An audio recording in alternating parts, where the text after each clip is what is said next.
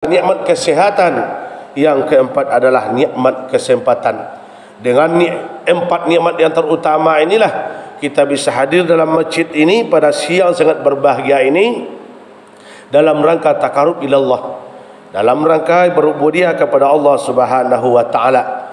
Betapa banyak saudara kita yang punya impian supaya mereka dapat untuk melaksanakan puasa Ramadan tahun ini atau bertemu dengan Ramadan tahun ini, tetapi Allah berkehendak lain. Sebelum Ramadan, betapa banyak saudara kita yang sudah meninggal dunia dipanggil oleh Allah Subhanahu wa taala, sehingga cita-cita mereka untuk ke masjid bersama, untuk Ramadan bersama dengan kita tidak terwujud sama sekali. Ini adalah kehendak Allah Subhanahu wa taala.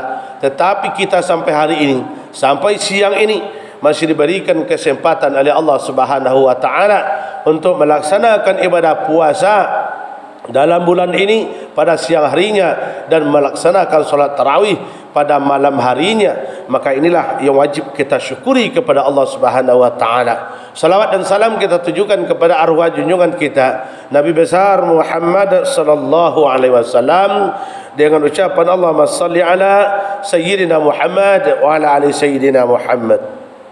Dengan kita selalu bersalawat kepada beliau Rasulullah sallallahu alaihi wasallam, yang kita tunggu, yang kita harapkan adalah syafaatnya pada hari kiamat. Untuk apa kita bersalawat? Sebagai wujudnya, sebagai tandanya umatnya mencintai Rasulnya, sebagai tandanya seorang kekasih merindukan kekasihnya, yaitu umat merindukan nabinya Muhammad sallallahu alaihi wasallam. Kaum muslimin para tamu Allah yang dirahmati oleh Allah Subhanahu wa taala, hari ini 29 Maret 2024 Masehi bertepatan 18 Ramadan 1444 Hijriah pada hari ini. Kaum muslimin yang berbahagia yang dirahmati oleh Allah Subhanahu wa taala, khatib mau berwasiat kepada kita semua, yang terutama sekali adalah untuk khatib sendiri, dengan wasiat marilah kita sama-sama meningkatkan semaksimal mungkin keimanan dan ketakwaan kita kepada Allah Subhanahu wa taala. Kaum muslimin yang berbahagia yang dirahmati oleh Allah Subhanahu wa taala, alhamdulillah Ramadan kita sampai hari ini sudah memasuki Ramadan ke-18. Ya, kalau tidak ada halangan izin Allah, insyaallah mudah-mudahan yang masih tinggal atau tersisa 12 hari lagi Ramadan kita, setelah itu Ramadan akan meninggalkan kita.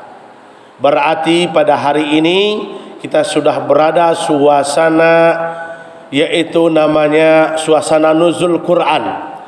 Kenapa turunnya Al-Quran itu? Menurut ulama kita, para guru-guru kita terdahulu, kita dapatkan dalam kitab-kitab peninggalan beliau sampai hari ini, itu diceritakan bahwa turunnya Al-Quran pertama itu adalah pada malam 17-nya Ramadan ketika itu, yang diberikan langsung sebagai kado istimewa dari Allah Subhanahu wa taala, diberikan langsung oleh Jibril kepada Nabi Muhammad ketika itu. Kaum muslimin yang berbahagia, oleh kerana itu maka tema yang kita angkat adalah kemuliaan bulan Ramadan, salah satunya termasuk karena turunnya Al-Quran pada bulan Ramadan. Kaum muslimin yang berbahagia yang dirahmati oleh Allah Subhanahu wa taala, dalam sebuah hadis Rasulullah sallallahu alaihi wasallam menyampaikan, syahrul Ramadan, bulan Ramadan kata Rasul adalah sayyidus syuhur, yaitu adalah sayyidnya atau penghulunya segala bulan. 12 bulan Hijriah dalam satu tahun, maka disebut bulan Ramadan adalah sayyidnya atau penghulunya atau rajanya dalam satu tahun. Kenapa dikatakan sayyidnya atau penghulunya bulan dalam 12 bulan satu tahun? Salah satu diangkatnya derajat bulan Ramadan itu dinamakan sayyidnya adalah salah satu karena dalam bulan Ramadan adalah turunnya Al-Quranul Karim sebagai kitab suci kita umat yang beragama Islam, sebagai pegangan kita umat beragama Islam, sebagai imam kita, yaitu kitab Al-Quran kita atau kitab suci kita. Kaum muslimin yang berbahagia yang dirahmati oleh Allah Subhanahu wa taala, Terus kenapa dengan Al-Quran? Kenapa Al-Quran diturunkan kepada Nabi Muhammad sallallahu alaihi wasallam? Kenapa Al-Quran ditinggalkan sebagai pusaka dari Rasulullah sallallahu alaihi wasallam sampai kepada kita saat ini? Ternyata semua kita sudah paham rahasia yang terkandung dalam Al-Quran atau keutamaan Al-Quran diberikan kepada manusia. Di situ terdapat setidak-tidaknya kita ambil 4 saja. Yang pertama, ternyata Al-Quran seperti yang dikatakan dalam Al-Quran juga, semua kita sudah paham, para guru kita, ustaz kita, buyaku kita sudah melantunkan ayat ini. Terdapat dalam Al-Baqarah yaitu ayat 183. Sering kita mendengar, bahkan setiap kita sudah hafal dan sudah paham ayat ini.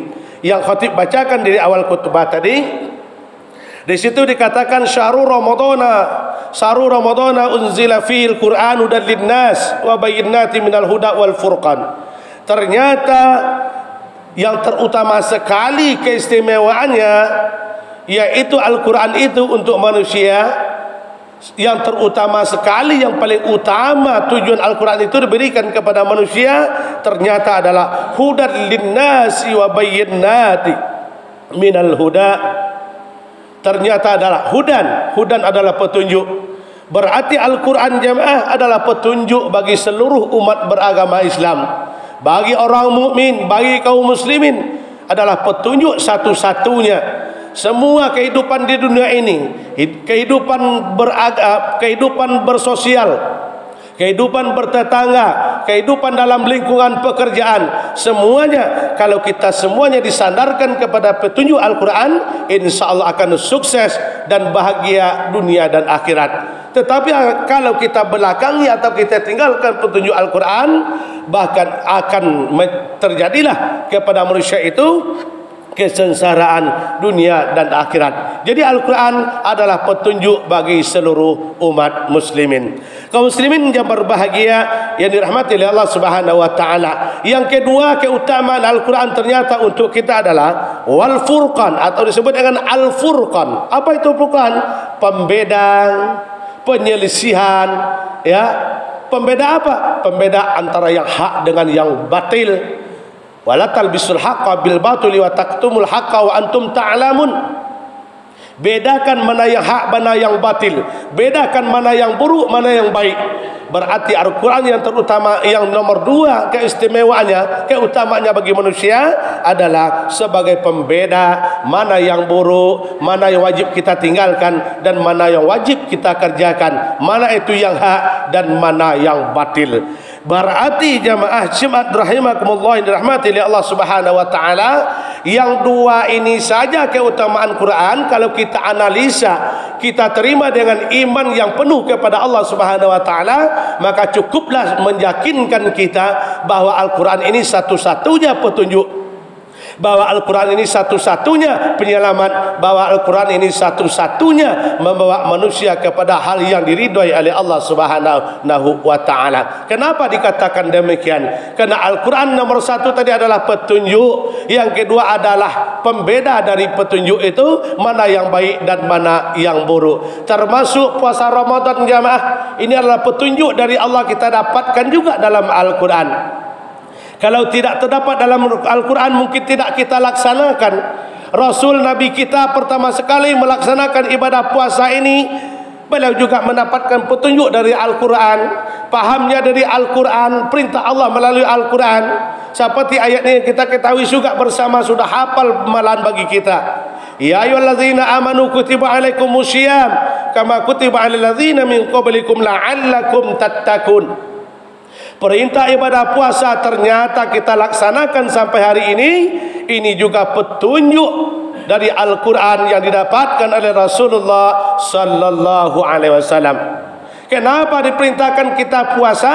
Ternyata juga dalam Al-Quran untuk mencapai target, untuk mencapai level manusia yang terbaik, level manusia yang muttaqin, level manusia la'allakum tattaqun. Ketakwaannya yang diakui oleh Allah Subhanahu wa taala, ketakwaan yang diterima oleh Allah Subhanahu wa taala, ketakwaan yang menyelamatkan mereka dunia dan akhirat. Ini pun juga terdapat petunjuknya di dalam Al-Quranul Karim yang dibawa oleh Rasulullah sallallahu alaihi wasallam. Kaum muslimin yang berbahagia dirahmati oleh Allah Subhanahu wa taala. Terus yang ketiga, apa itu kegunaannya Al-Quran, keutamaan Al-Quran untuk manusia?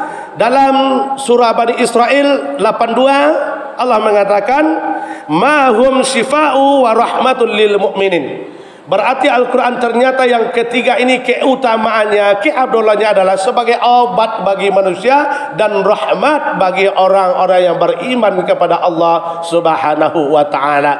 Semua penyakit jasad, semua penyakit rohani, semua penyakit jasmani, semuanya diobat pakai Al-Quran. Petunjuk dari Al-Quran sudah ada. Berarti Al-Quran adalah obat segala penyakit, diturunkan oleh Allah Subhanahu wa taala.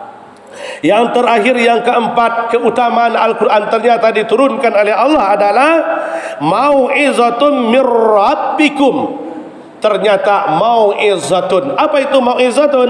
Mau'izatun adalah pelajaran atau pengajaran mir rabbikum, dari Tuhan kita atau dari Allah. Inilah yang terdapat dalam surat Yunus ayat ke-59. Berarti kegunaan keutamaan Al-Quran yang keempat adalah sebagai pelajaran atau pengajaran dari Allah untuk kita semua. Kaum muslimin yang berbahagia yang dirahmati oleh Allah Subhanahu wa taala. Jadi keutamaan Al-Quran yang empat ini jamaah, jikalau kita imani, kalau kita pakai dan kita realisasikan dalam kehidupan kita sehari-hari, ya, kita jadikan Al-Quran sebagai petunjuk setiap jalan dan langkah kaki kita, setiap pekerjaan kita, setiap tingkah laku kita.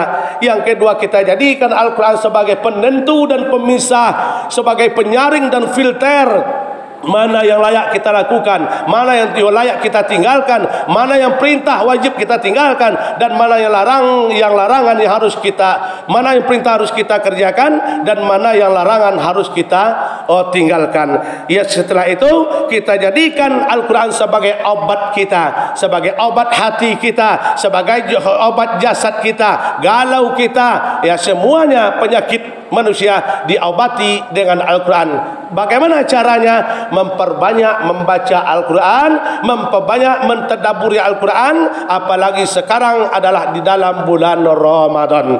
Yang keempat adalah mau'izatun. Kita jadikan Al-Quran ini sebagai pelajaran atau pengajaran dari Allah Subhanahu wa taala. Sangat banyak sekali pelajaran yang harus kita kutip dari Al-Quran. Sejarah para nabi dan rasul terdahulu, sejarah para ulama-ulama terdahulu, Allah tinggalkan dalam Al-Quranul Karim. Jadi mari sama-sama kita jadikan Al-Quran sebagai pelajaran dan pengajaran dari Allah Subhanahu wa taala. Kaum muslimin yang berbahagia yang dirahmati oleh Allah Subhanahu wa taala, termasuk puasa Ramadan kesempurnaannya bulan ini yang kita kerjakan selama 18 hari dari masuk hari ke sekarang ini, juga terdapat kesempurnaannya adalah melalui memperbanyak Al-Quran atau membaca Al-Quran dari Al-Quranul Karim. Walaupun pada siang harinya, walaupun pada malam harinya, mudah-mudahan yang kita tuju adalah la'allakum tattaqun, yaitu menjadi orang-orang yang benar takwanya, yang diterima takwanya oleh Allah Subhanahu wa taala. Tapi dengan catatan, mari kita sama-sama melaksanakan ibadah puasa itu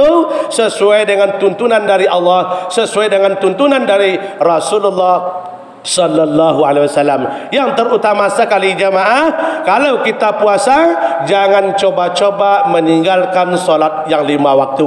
Kalau kita melakukan ibadah puasa pada siang harinya, jangan kita coba-coba melalaikan solat yang 5 waktu dan ditambah lagi dengan solat tarawih pada malam harinya. Kalau ini yang kita lakukan, baru kita mendapatkan satu paket yang komplit, satu paket yang penuh. Tetapi seandainya kita puasa dari jam 6:30 sampai jam 6:30 sore, tetapi jikalau kita tidak melakukan ibadah puasa jamaah, maka paket yang kita terima tidak sempurna, bahkan tidak akan membawa hasil bagi kita.